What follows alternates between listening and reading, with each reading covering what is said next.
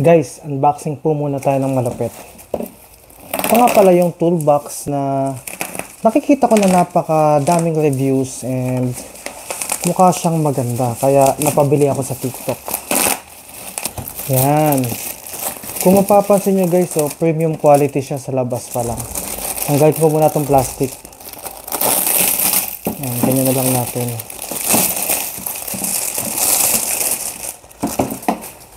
Yan ang ganda. Meron siya ditong lalagyanan ng mga screws or kahit na ano pa man na maliliit na bagay.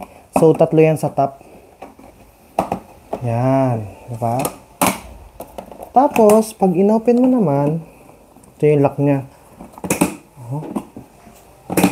Tunog, pang malakasan. Yan. Ito, may ganyan siya.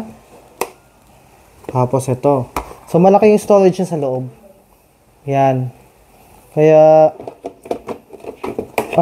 sulit na sulit yung ibibili nyo dito. Tsaka yung quality niya, pang malakasan talaga. Yan may lock.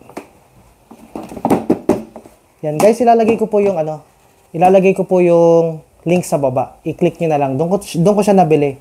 Naka-sale pa yata to ngayon. So guys, alam na this.